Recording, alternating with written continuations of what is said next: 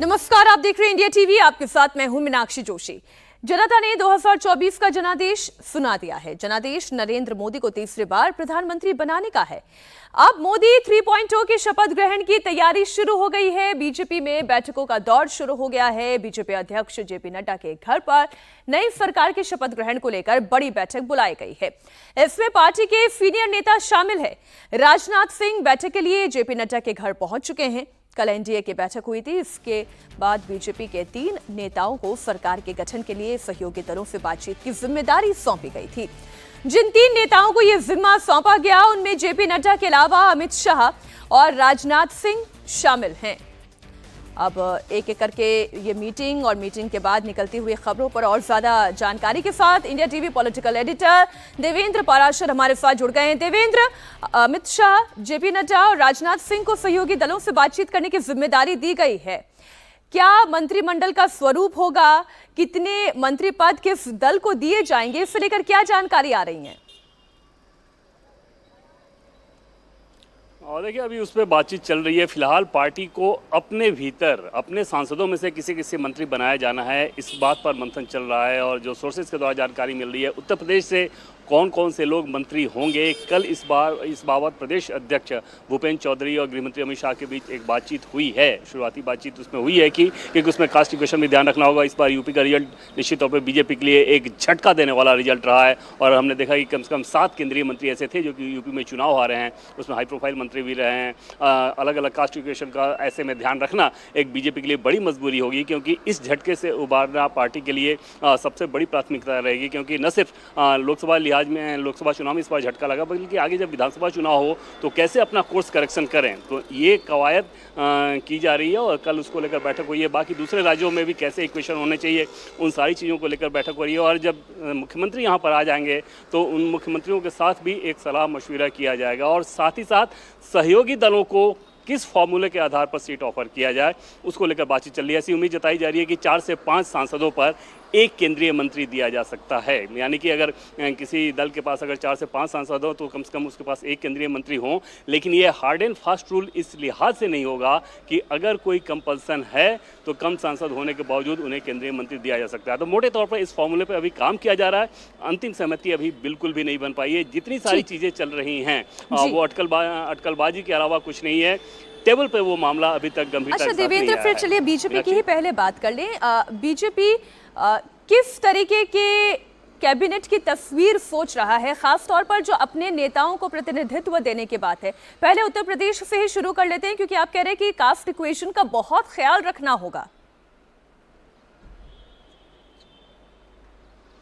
बिल्कुल मीनाक्षी, इसमें कोई दो राय नहीं कि इस बार यूपी के नतीजे को अगर देखा जाए तो सीधे सीधे आपको समझ में आएगा कि कास्ट इक्वेशन को साधने में, यानी कि सोशल इंजीनियरिंग के जिस फॉर्मूले की बात कही जाती है 2014 के लोकसभा चुनाव में बीजेपी ने उसका बखूबी ध्यान रखा था, इस बार वो असफल रही है।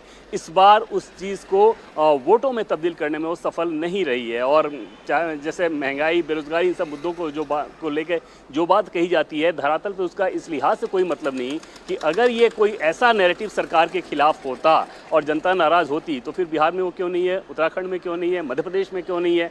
जाहिर तौर पे स्थानीय इक्वेशन हर जगह भारी पड़ा है। जहां बीजेपी साधने में सफल रही वहां उसे सफलता मिली, जहां साधने में सफल नहीं रही वहां उसे असफलता मिली। यूपी में दूसरी बड़ी चुनौती है कि पार्टी के भीतर ऑल इज वेल वाली सिचुएशन नहीं है।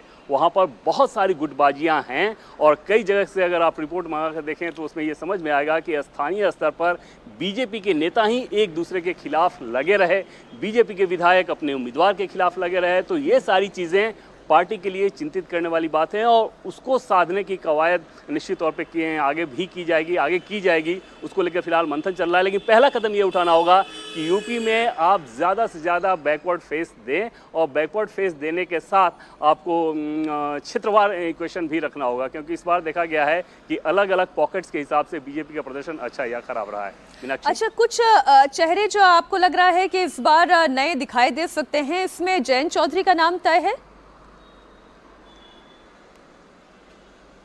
इसमें कोई दो राय नहीं कि जयंत चौधरी तो मंत्री बनेंगे ही बनेंगे, अनुप्रिया पटेल मंत्री होंगे ही होंगे, इसमें तो कोई दो राय ही नहीं है। क्योंकि सहयोगी दलों को तो निश्चित तौर पे उस हिसाब से चेहरे के तौर पे रखा जाएगा, भले ही उनके सांसदों की संख्या कम हो। ये देखने वाली बात ज़रूर होगी कि उनको ऑफ़र क्या किया जाता है। क्या एमओएस इंडिपेंडेंट दिया जाता है या एमओएस रखा जाता है, वो सारी चीज़ें देखने वाली बात होगी। लेकिन ये चेहरे, इसमें कोई दो राय नहीं कि नरेंद्र मोदी 3.0 गवर्नमेंट में ये सरकार, उत्तर प्रदेश कोटे से सरकार के चेहरे होंगे। जी, आप बने रहे हमारे साथ। शपथ ग्रहण की तैयारियों के साथ ही बीजेपी लोकसभा चुनाव में अपने प्रदर्शन की भी समीक्षा करने में जुट गई है। यूपी बीजेपी के बड़े नेताओं को दिल्ली बुलाया गया है। उत्तर प्रदेश के मुख्यमंत्री योगी आदित्यनाथ आज शाम 5 बजे दिल्ली पहुंच रहे हैं, जबकि यूपी बीजेपी अध्यक्ष भूपेंद्र चौधरी और यूपी बीजेपी के संगठन महामंत्री धर्मपाल सिंह दोनों पहले से ही दिल्ली में मौजूद हैं। इसके अलावा बीजेपी ने अपने सभी जीते हुए सांसदों को दिल्ली बुलाया है, जहां उनके साथ बैठक होगी। बीजेपी ने सभी सीएम और डिप्टी सीएम को भी दिल्ली बुलाया है। तो आज की ये मीटिंग उत्तर प्रदेश के लिहाज से भी बहुत इंपॉर्टेंट होने जा रही है। देवेंद्र, एक बार फिर आपके पास आते हुए कई हलकों में ये खबर लगातार आती रही कि इंटरनल इनफाइट और एक साबोटाज भी हुआ है। क्या ये उत्तर प्रदेश में होता दिखाई दिया है? इसमें कोई दो राय नहीं। जैसे कि पहले मैंने आपको बताया कि बहुत सारी सीटों को अगर आप देखें तो बीजेपी के अपने अंदरूनी लड़ाई के चलते पार्टी को उसका खामियाजा भुगतना पड़ा है। कई सीटें ऐसी हैं जो कि 30, 40, 50 हज़ार से जहाँ पे नुकसान हुआ है उसमें भी ये फैक्टर रहा है।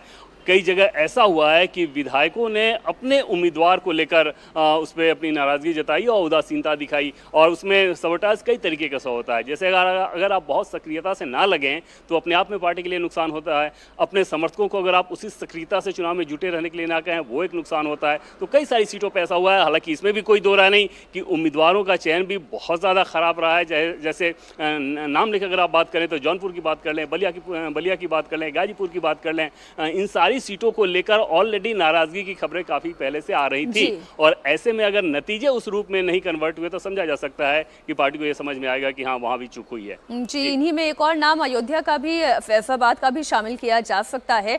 अयोध्या जैसी सीट हार जाना, फैसलाबाद जैसी सीट हार जाना वाकई में ये बीजेपी के लिए बहुत झटका है। बहुत शुक्रिया देवेंद्र पूरी जानकारी के लिए आपका।